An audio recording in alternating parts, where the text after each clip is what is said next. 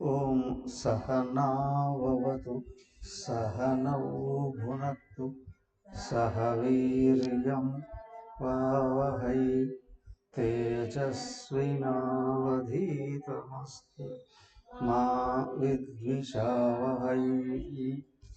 ఓం శాంతి శాంతి శాంతి.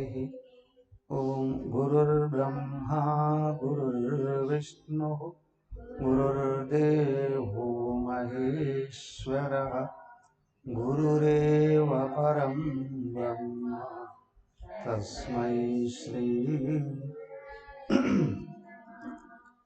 ఓం ప్రపన్న పారిజాతాయ స్తోత్రవేత్రైకపాణయే జ్ఞానముద్రాయ కృష్ణాయ గీతామృతదుహే నమః. ఓం సచ్చిదానందరూపాయ విశ్వోత్పత్యాదిహేతవే తాపత్రయ వినాశాయ శ్రీకృష్ణాయ వయం నమః.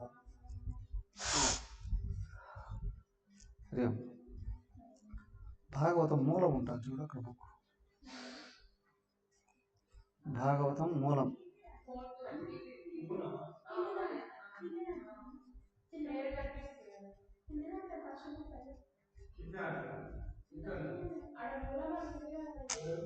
తీసి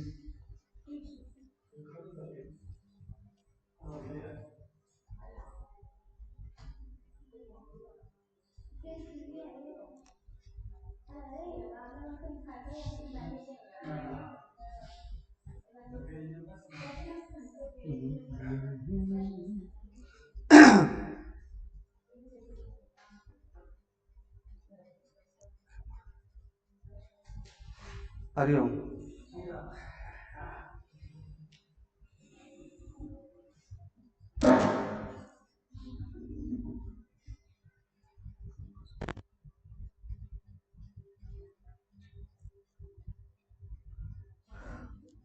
శ్రీమద్ భాగవతం దశమస్కందం. దశమస్కందం అంతా శ్రీకృష్ణ చరిత్ర. టోటల్గా శ్రీకృష్ణ చరిత్ర 90 అధ్యాయాలు. దాదాపు 3000 శ్లోకాల పైన ఉంటాయి. 3000 శ్లోకాల పైన ఉంటాయి. వాటిలో మొట్టమొదటిగా వచ్చేది కొంచెం పెద్ద అధ్యాయాలు.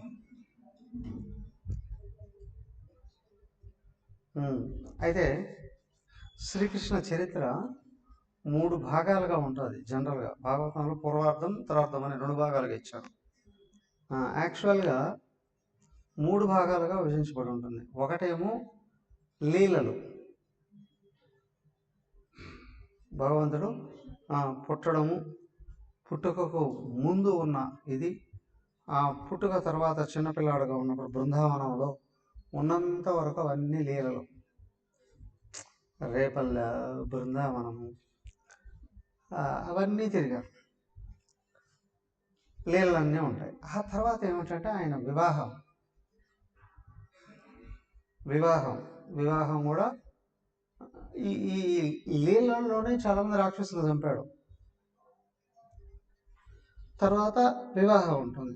ఆ వివాహంలో కూడా ముఖ్యంగా 8 మంది పట్టపురాణులు అంతా ఉంటుంది. తర్వాత దిగ్విజయ యాత్ర వచ్చినప్పుడు ఈ 16,000 మంది గోపికలు చేరడం కూడా ఉంటుంది. దిగ్విజయ యాత్రలో మొత్తం దేశం అంతా తిరుగుతూ రాక్షస సంహారం అనేటువంటిది ఉంటుంది. రాక్షస గుణాలు కలిగినటువంటి వాళ్ళని నిరంతరం వాళ్ళని సంహరిస్తూ ఏ విధంగా దేశం మొత్తం మీద ధర్మాన్ని నిలబెట్టాడు అన్నటువంటి ఇదంతా వచ్చేటప్పటికి చివరికి వచ్చేటప్పటికి ఏమైంది అంటే కురుక్షేత్ర సంగ్రామంతో ధర్మాన్ని బోధన కూడా చేశాడు. అంతకుముందు కూడా ఉంది కొంచెం కొంచెం కొంచెం కొంచెం. ఇప్పుడు ఆయన బోధన కూడా చేశాడు. బోధన చేసిన తర్వాత ఇంకా కొంతమంది భయంకరమైన రాక్షసులను కూడా చంపాడు. అయితే కురుక్షేత్రం అయిన తర్వాత 6 నెలలు అక్కడే ఉంటాడు అని అంటారు. అక్కడ ఇది హస్తినాపురంలోనే 6 నెలల పాటు అక్కడే ఉంటాడు. 6 నెలలు 6 నెలలకు ఉత్తర గర్భాన పరీక్షితుడు పుట్టడం జరుగుతుంది. ఆ తర్వాత ఆయన అక్కడికి వెళ్తాడు, ద్వారకకి వెళ్తాడు. ద్వారకకి వెళ్ళిన తర్వాత వాళ్ళ పిల్లలకు కూడా వివాహాలు చేయడం జరుగుతుంది. ముఖ్యంగా ప్రద్యుమ్నుడికి, అనిరుద్ధుడికి కొడుకు ప్రద్యుమ్నుడు కొడుకు అనిరుద్ధుడు, వాళ్ళతో పాటు ఇంకా మిగతా చాలామంది పిల్లలు ఉన్నారు. వాళ్ళందరూ కూడా వివాహాలు జరుగుతాయి. వివాహాలు అయిపోయిన తర్వాత ఏమవుతుంది, ఆయన ఎక్కడైతే అప్పటికి 35 ఏళ్ళు దాటేటప్పటికి ఇప్పుడు కలియుగం అంతం కాబోతుంది, కలియుగం అంతం అవుతుంది అనే సంకేతాలు ఆయనకు వస్తాయి. కలియుగం అంతం ద్వాపరయుగాంతం వస్తుంది. ఎంత వచ్చిన తర్వాత ఇప్పుడు కలియుగం ఆరంభం కాబోతుంది తెలుసుకొని ఏం చేస్తారంటే ఆయన ఇది దేహాన్ని వదిలేసి వెళ్ళబోయే సందర్భంలో చాలామందిని పిలిపించి బోధనలు చేస్తాడు. ఒక సందర్భంలో వీళ్ళని కూడా పిలుస్తాడు. ధర్మరాజు వాళ్ళని పిలిచి సూర్యకుండం అక్కడక్కడ కురుక్షేత్రంలోనూ సూర్యకుండం ఉంది, రాజస్థాన్లో ఉంది. రాజస్థాన్లో బ్రహ్మకుండం, సూర్యకుండం అని ఉన్నాయి. అక్కడికి వస్తాడు. ఇక్కడ వాళ్ళందరినీ కూడా కలుస్తాడు. కురుక్షేత్రంలో కలుస్తాడు మళ్ళీ వీళ్ళందరినీ, పాండవుల్ని వీళ్ళందరినీ కూడా కలుస్తాడు. చివరి సంకేతాలు ఇచ్చేస్తూ ఉంటాడు. ఈ లోపల ఒక్కొక్కరు వచ్చి కలుస్తూ ఉంటారు. ఋషులు దేవతలు అందరూ ఆయన వచ్చి కలుస్తూ ఉంటారు. ఏంటంటే అవతార పరిసమాప్తి జరగబోతుంది అనేటువంటి విషయంలో. ఇప్పుడు 11వ ఏకాదశి స్కందంలో అన్ని బోధనలు చేస్తాడు. మొత్తం 31 అధ్యాయాలు గీతలే. దాంట్లో గీతలు అనే పేరుతోనే చాలా ఉద్ధవ గీత, భిక్ష గీత, అవధూత గీత, ఇలాంటివన్నీ చాలా ఉన్నాయి. మొత్తం అన్ని రకాల మార్గాలలో జ్ఞాన బోధన అనేది చేస్తారు. అక్కడ భగవద్గీతే కాదు, అలాగే అర్జునుడికి మళ్ళీ ఇంకొక గీత బోధిస్తాడు, అనుగీత అని. దాన్ని ఉత్తర గీత అని కూడా అంటారు, అది కూడా బోధిస్తాడు. ఇవన్నీ అయిపోయిన తర్వాత అవతార పరిసమాప్తి ఏంటి అంటే 12వ స్కందం ఏదైతే ఉందో అవతార పరిసమాప్తి చేస్తాడు. ద్వారక మునిగిపోవడం, ఆయన అవతార పరిసమాప్తి చేయడం. ఈ లోపలే వాళ్ళ యాదవ వంశం అంతా వాళ్ళ ఒకరినొకరు గ్రూప్ కొట్టుకొని చచ్చిపోవడం. కొంతమంది మిగులుతారు దూరంగా వెళ్ళిపోయిన వాళ్ళు. ఆ తర్వాత గోపికలందరూ వచ్చి కూడా ఆ ద్వారకలో ఒక పొలంలో పడిపోవడం, ఆ రుక్మిణీదేవి అక్కడే చనిపోవడం. అంతకుముందే బలరాముడు కూడా అవతార పరిసమాప్తి చేసి వెళ్ళిపోవడం. ఇవన్నీ జరుగుతాయి. చివరిగా శ్రీకృష్ణుడు అవతార పరిసమాప్తి చేసి నేరుగానే ఆయన సోమనాథ్ నుండి ఆయన ముందే బలరాముడు వెళ్ళిపోయాడు కదా, బలరాముడు వెళ్ళిపోతే ఏంటంటే ఆయన పాము వచ్చి మళ్ళీ ఆదిశేషుడిగా వచ్చేస్తాడు. ఆదిశేషుడి మీద కూర్చొని దేవతలందరూ చూస్తూ స్తుతిస్తూ ఉండగానే మొత్తం ఆయన ఆకాశం నుండి వైకుంఠానికి వెళ్ళిపోతాడు. ఎవరెవరో అంటారు కృష్ణుడికి అర్జునుడు ఏదో కర్మలు చేశాడు అని, అది ఇది ఇదంతా ఏం లేదు వాస్తవానికి. ఇక్కడ భాగవతంలో అది లేదు. ఆయన్ని కర్మకాండ చేశాడు, ఇదంతా ఏం లేదు. అవతార పరిసమాప్తి చేసి పైకి వెళ్ళిపోవడం అన్నట్టు ఉంటుంది. కాబట్టి ఏంటి అంటే ముఖ్యంగా అన్ని చోట్ల వస్తూ ఉంటుంది, కానీ అంతరాలలాగా మెయిన్గా శ్రీకృష్ణ చరిత్ర అనేటువంటి దశమస్కందం కనిపిస్తుంది. దశమస్కందం 90 అధ్యాయాలు. ఇది ఏమయ్యా మనకు వీలైనంత వరకు చెప్పుకోవడానికి ప్రయత్నం చేద్దాం. మీరు కానీ ముందే చదివేసేయగలిగేటట్లయితే నేను ఇంకా కొంచెం ఎక్కువ అధ్యాయాలను పూర్తి చేయడానికి అవకాశం ఉంటుంది. మరీ సంక్షిప్తంగా వెళ్ళిపోకుండా, లేదా మళ్ళీ అన్నీ నేను ఇక్కడ క్లాస్లో కూర్చొని చదువుతూ ఉన్నాం అనుకోండి, చాలా చాలా చాలా టైం పడుతుంది. ట్రై చేయండి. ఓకే, చూడండి. శ్రీమద్ మహాభాగవత పురాణం దశమస్కందం పూర్వార్థం మొదటి అధ్యాయం.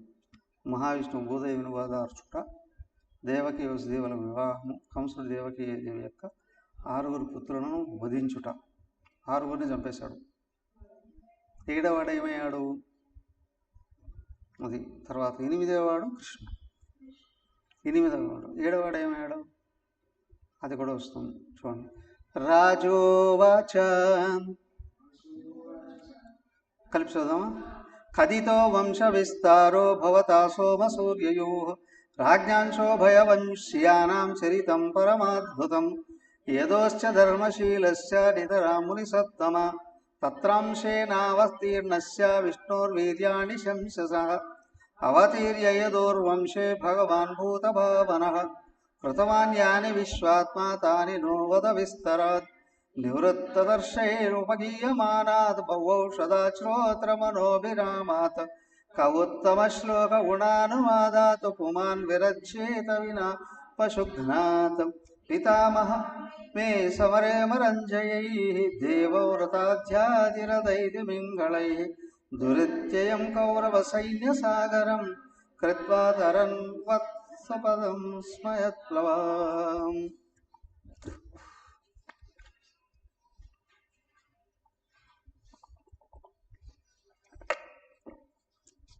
పరీక్ష మహారాజు అడుగుతూ ఉన్నాడు. ఎవరిని? శుక మహర్షి అడుగు. పూజ మహర్షి, కథిత వంశ విస్తార భవద సోమసూర్యయో, ఇంతకు ముందు కొరకు సోమ సూర్యయో చంద్రుడి వంశం సూర్యవంశాల గురించి బాగా విస్తారంగా తెలియపరిచాం. అవునా? రాజ్ఞాంశోభయ వంశానాం చరితం పరమాద్భుతం. 2 వంశాల రాజుల యొక్క చరిత్రలు చాలా చాలా చాలా గొప్పగా ఉన్నాయి. సంతోషించాం కదా. అయితే యదోస్య ధర్మశీలస్య నితరాముని సత్తమః తత్రాంశేన అవతీర్ణస్య విష్ణుర్వీర్యాణి శంససః. అయ్యా, మాకు ఇంకా ఏమిటి అని అంటే, యదువంశం గురించి కొంచెం అట్లా చెప్పేసి వదిలేసావు. యదువంశం, యదువు ఎవరు? యయాతి కొడుకు యదు. యదు వంశజులు కాబట్టి యాదవులు అని అన్నారు. క్షత్రియులే. వాళ్ళ కర్మకాల తర్వాత ఏమయ్యారు? ఇంకా ఏమయ్యా అంటే రకరకాల మార్పులు జరిగిపోయాయి. చివరికి ఇప్పుడు కలియుగంలో వచ్చేటప్పటికి యాదవులు అని అంటే బీసీల కిందకి లాగేస్తారు. క్షత్రియులే, యయాతి పుత్రులే. యదు మహారాజు వంశం కాబట్టి యాదవులు అన్నారు. వృష్ణి వంశంలో పుట్టినటువంటి వాళ్ళని వృష్ణులు అన్నారు. ఒక్కొక్కరు ఒక్కొక్క పేరుతో ఆ విధంగా పిలువబడ్డారు, అంతే. సో ఇక్కడ యదువంశం యొక్క చరిత్రను గురించి మాకు బాగా చెప్పవయ్యా. ఈ యదువంశంలోనే ఆదిశేషుడు బలరాముడుగా పుట్టాడు.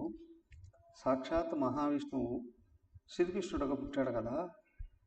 వీళ్ళ యొక్క చరిత్రను గురించి మాకు, వాళ్ళ లీలల గురించి, వాళ్ళు చేసినటువంటి మహిమాన్వితమైనటువంటి కర్మల గురించి మాకు బాగా వినాలనుందయ్యా. ఎందుకు అంటే చరిత్రలో ఎప్పుడు హరి గురించి చరిత్రలో వచ్చినా హరి కథలు అని అంటారు. హరికథలు అంటే వీధి భాగవతాల్లాగా వాడడం అని కాదు, హరి యొక్క కథలు. ఇతిహాసాల్లో హరివంశం అని కూడా ఒక ఇతిహాసం ఉంది. రామాయణం రాముని గురించి చెప్పేది, మహాభారతం కౌరవ పాండవుల గురించి చెప్పేది. హరివంశము అని కూడా ఉంది ఒకటి, హరి యొక్క అవతారాల గురించి చెప్పేది కదా. ఆ తర్వాత భాగవతం మొత్తం భగవంతుడి యొక్క అవతారాల గురించి చెప్పేది. భగవంతుడు 10 అవతారాలు అన్నారండి, కానీ భాగవతం ప్రకారం 24 అవతారాలు ఉన్నాయండి. 24 అవతారాలు ఉన్నాయి. వాటన్నిటిని గురించి చెప్పేటువంటిది ఇది.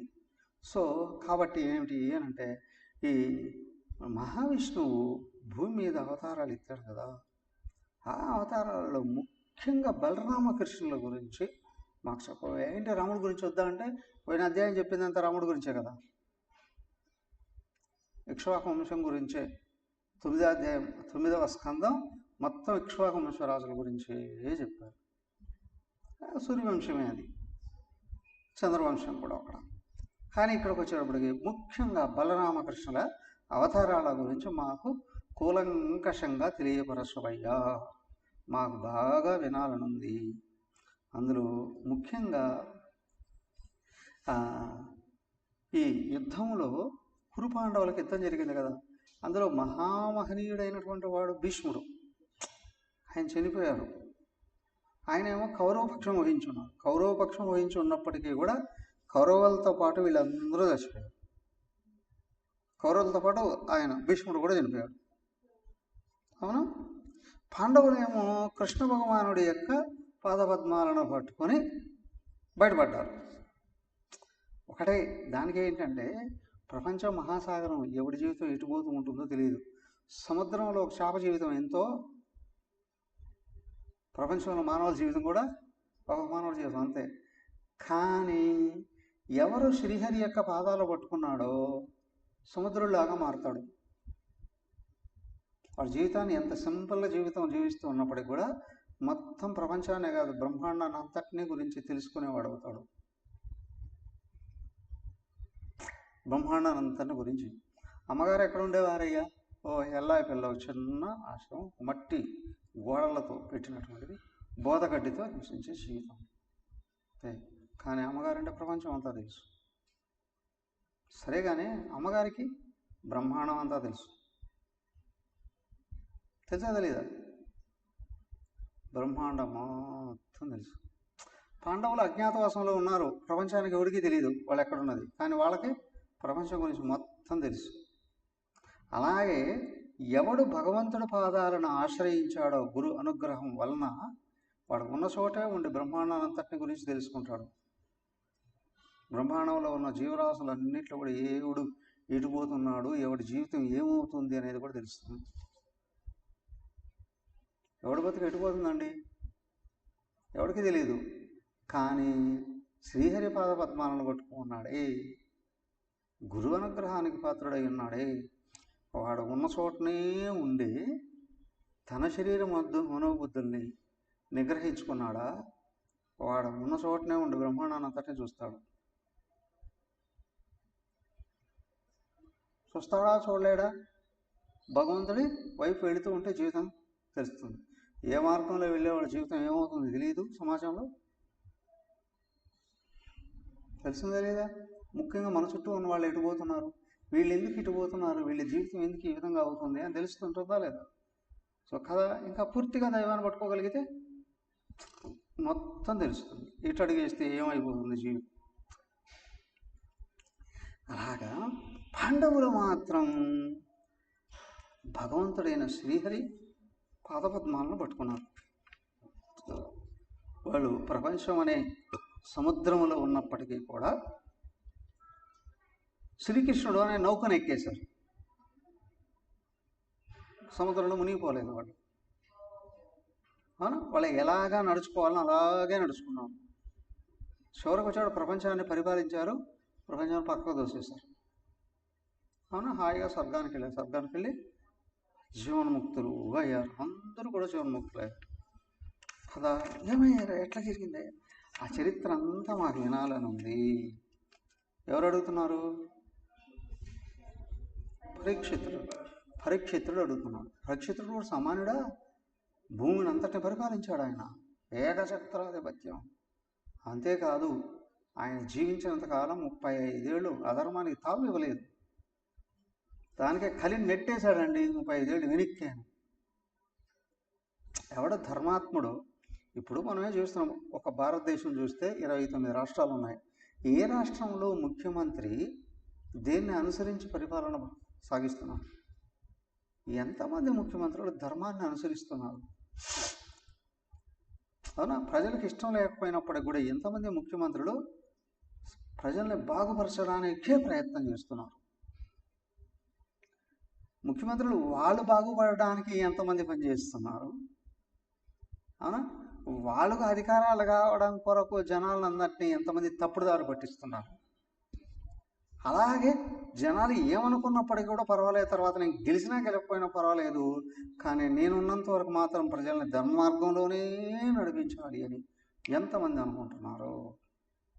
దాన్ని బట్టి చూస్తే అట్లా ఇక్కడ ఏంటంటే పరీక్షితులు మాత్రం 35 ఏళ్ళు కలిని అంటే అధర్మాన్ని నెట్టిపారేశాడు. ఆయన ప్రభుత్వం లోపలికి రానివ్వలేదు. అంటే ఎంత గొప్ప మహానుభావుడు అయి ఉంటాడు ఆయన. సామాన్యం కాదు కదా. సపోజ్ ఒక వ్యక్తి వివేక వైరాగ్యాలు వచ్చాయండి, సమాజం వదిలిపోయి ఎక్కడో కూర్చొని సమాజానికి సంబంధం లేకుండా సాధన తపస్సు చేసుకొని ముక్తులయ్యాడు, ఓకే, సామాన్యమేం కాదు అది కూడా. కానీ అదే ఒక వ్యక్తి సమాజంలోకి వచ్చి తన నిష్టను పోనివ్వకుండా, అవునా, ఎంతమంది అనేది కాకుండా సమాజానికి మంచి మార్గమే చూపిస్తున్నాడు అని అంటే ఎంత కష్టం. అలాగే ఒక వ్యక్తి భూమి మీద ఉన్న ప్రజలందరినీ అధర్మానికి అవకాశం ఇవ్వకుండా నడిపించాడు అని అంటే ఇంకెంత. భూమి మీద ప్రజలందరినీ అధర్మానికి అవకాశం, అధర్మ మార్గంలో వెళ్లకుండా నడిపించారు అంటే ఆ రాజు దానికైనా సాక్షాత్తు విష్ణు అంశయే. అలాగా నడిపించినటువంటి వాడు పరీక్షితుడు. ఆయన అడుగుతున్నాడు, అయ్యా శ్రీకృష్ణుడి గురించి, వ్యక్తుల గురించి. ఇక్కడ విచిత్రం ఏంటి అని అంటే పరీక్షితుడు తల్లి గర్భంలో ఉండేటప్పుడు కృష్ణుడు చూశాడు. 4-5 నెలల గర్భమే, కానీ అక్కడ చూశాడు. విచిత్రం ఏంటి, ఆ తర్వాత కనిపించట్లే. పరీక్షితుడు కృష్ణుని కలుసుకున్నట్టు కనిపించట్లేదు చరిత్రలో. పాండవులు కలుసుకున్నారు, కురుక్షేత్రానికి వెళ్ళి కలుసుకున్నారు ఎవరు, కృష్ణుడిని. కానీ ఆ టైంలో పరీక్షితుడు వెళ్ళాడో లేదో ఎక్కడ సందర్భం రావట్లే కదా. అయితే ఏమైంది అనంటే అదే చేస్తున్నారు ఇక్కడ. ఈ పరీక్షితుడు రాజ్యానికి వచ్చేటప్పటికి శ్రీకృష్ణుడి దేహాన్ని వదిలేశాడు ముందే. పరీక్షితుడు రాజ్య పరిపాలనలోకి వచ్చేటప్పటికే శ్రీకృష్ణుడి దేహం వదిలేశాడు. అంటే అవతార స్పర్శం ఆఫ్ చేసేసి వెళ్ళిపోయాడు. ఆ తల్లి గర్భంలో చూసినటువంటి ఆ జ్ఞాపకాన్నే పట్టుకొని పరీక్షితుడు సర్వత్రా దైవాన్ని చూసేటట్లుగా నిలబెట్టుకుంటూ వచ్చాడు, సమాజాన్ని అంతటా నిలబెట్టాడు. అందుకే ఆ తర్వాత ఆయనకు సంకేతాలు వచ్చాయి. ఇది సమాజంలో ఎద్దుని 4 కాళ్ళు తెగ్గొడుతూ ఉన్నట్టు ఒక కలిపురుషులు వచ్చి ఆ కలి ఈయనెత్తిని కూడా ప్రవేశించినట్టు. ఆ తర్వాత వెళ్ళిపోయి ఈయనే తీసుకుని ఋషి మెడలో పాము వేయడం, శాపగ్రస్తుడు కావడం. అయిపోయింది నా టైం అని అనుకున్నాడు. వదిలేసి నేరుగా వెళ్ళగా ఒడ్డును కూర్చొని కృష్ణ భగవానుడిని తలుసుకుంటున్నాడు. ఈ లోపల ఆరాటపడ్డాడు. ఎవరు? నారదుల వారు ఆరాటపడ్డాడు.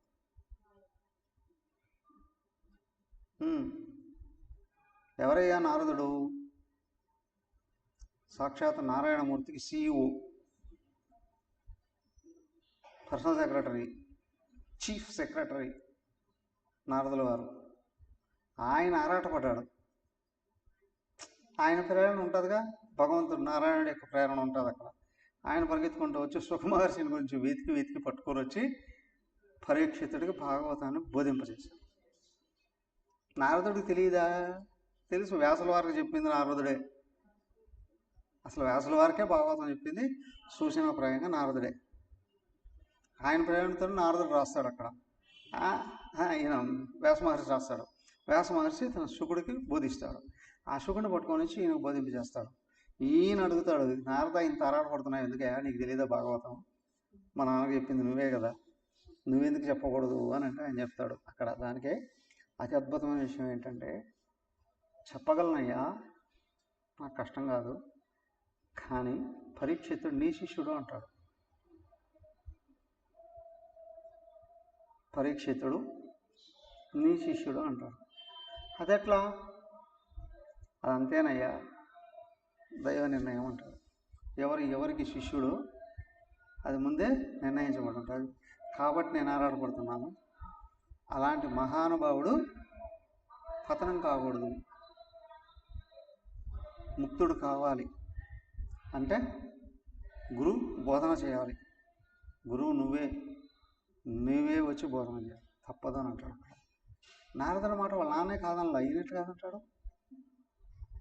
చెప్తాడు నారద, నా నియమం నీకు తెలుసు కదయ్యా, ఆవుకు పాలు పితికినంత సమయం కూడా ఒక చోట ఉండను కదా నేను, మరి భాగవతం అయిపోయేంత వరకు ఎట్లా బోధించాలి అంటే తప్పదంటాడు ఆయన. ఇన్ఫర్మేషన్ ఆయన నుండి వచ్చింది. ఎవరి నుండి? అందరికీ బాస్, జగన్నాయకుడు ఆయన నుండి వచ్చింది ఇన్ఫర్మేషన్ కదా. మరి చెప్తూ ఉన్నది ఎవరు? ఆయన CEO చెప్తున్నాడు. కాబట్టి ఇక్కడ రెండు రకాలుగాను ఏంటంటే ఈయన కాదనడానికి వీల్లేదు. సరే నువ్వు చెప్తున్నావు కాబట్టి నేను బోధిస్తాను, అయితే నేను మొదలు పెడితే అయిపోయేంత వరకు వదలను అంటాడు ఆయన. దశమస్కందం కాదు, 12 స్కందాలు మొత్తం భాగవతం నేను చెప్పడం మొదలు పెడితే అయిపోయేదాకా ఆపను అంటాడు. దానికి 167 గంటలు కంటిన్యూగా చెప్పాడు. 167 గంటలు మొదలుపెట్టిన తర్వాత 167 గంటలు ఆపకుండా చెప్పాడు. చెప్తూనే ఉన్నాడు. 7 రోజులు రాత్రింబవళ్ళు వీళ్ళిద్దరూ, పరీక్షితుడు లేదట, ఈయన కూడా లేదట. పరీక్షితుడు ఆహారం స్వీకరించలేదు, జలం కూడా స్వీకరించలేదు ఆయన. అందుకే ఆయన కాలకృత్యాలకు కూడా వెళ్ళలేదు. ఈయన అసలు లేదు కాబట్టి ఈయన అసలు కాలేదు. ఇద్దరు మాత్రం 167 గంటలు లేయకుండా బోధించాడు. బోధన అయిపోయేటప్పటికే ఆయన ముక్తుడైపోయాడు. ఎవరు? పరీక్షితుడు జీవన్ముక్తుడైపోయాడు, దేహం కూడా వదిలేశాడు. కానీ వాడు తక్షకుడు వచ్చి కాటేశాడు. కాటేశాడు, పాము శాపం ఉంది కదా, కాటేశాడు. ఈ దేహం వదిలేసి వెళ్ళిపోయినాడు. అప్పటికే జీవన్ముక్తుడయ్యాడు, ఈ దేహముక్తుడు కూడా అయిపోయాడు. ఈ కాటు వేయడంతో బాడీ భస్మం అయిపోయి రాలిపోయింది. భస్మరాశులు, ఆ భస్మాన్ని తీసుకెళ్ళిపోయి అక్కడ గంగానదిలో కలిపారు. ఆ విధంగా అక్కడ పూర్తయిందండి.